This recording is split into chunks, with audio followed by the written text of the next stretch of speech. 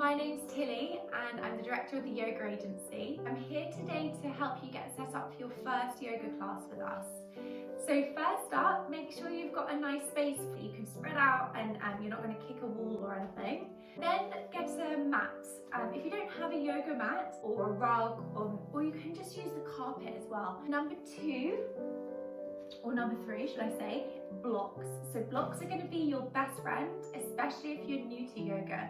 Don't worry if you don't have any blocks, you can use tin cans too, or you can also use books or anything that is quite relatively sturdy and isn't going to break if you press some weight onto it.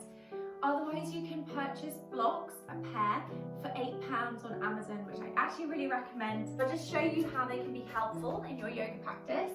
For example, in Trikonasana pose, it can be more accessible if you have a block, and in order to keep your chest open without rounding down, having a block just helps you get the right alignment. And then we've got our strap. So again, you don't need a proper yoga strap. You can just use a scarf or a big t-shirt.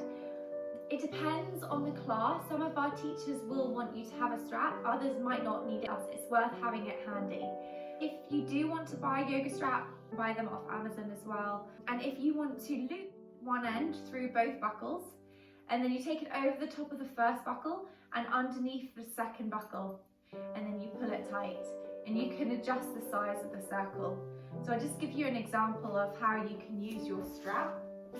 For example, in pigeon pose, if you want to move into the back bend variation, you can take the strap around the foot, flexing the foot, reach the right elbow up towards the ceiling, and you come into mermaid pose.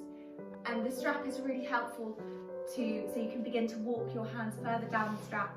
The end goal, of course, is to take hold of the foot.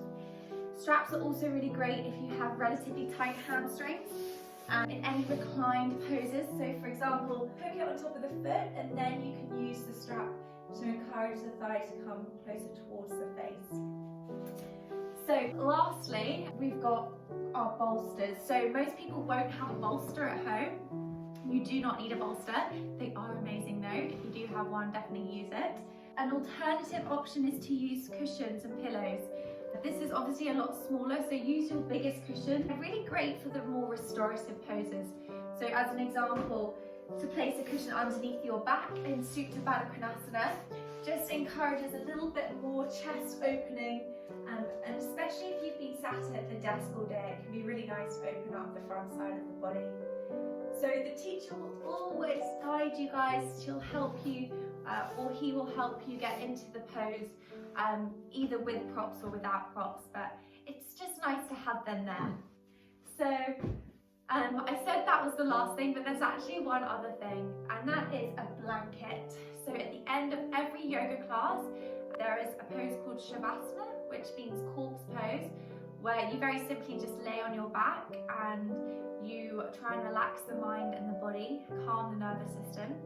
And it can be pretty hard to do that when you're freezing cold, and when you're being still, our body temperature naturally falls. So it's really nice to have something to keep you warm. You definitely have a blanket, maybe even some socks for the last few moments of your practice. I hope this is helpful. If you have any questions at all or any feedback, please let me know. You can contact me on our email on our webpage or on our social media page, the Yoga Agency. And yeah, enjoy your first class.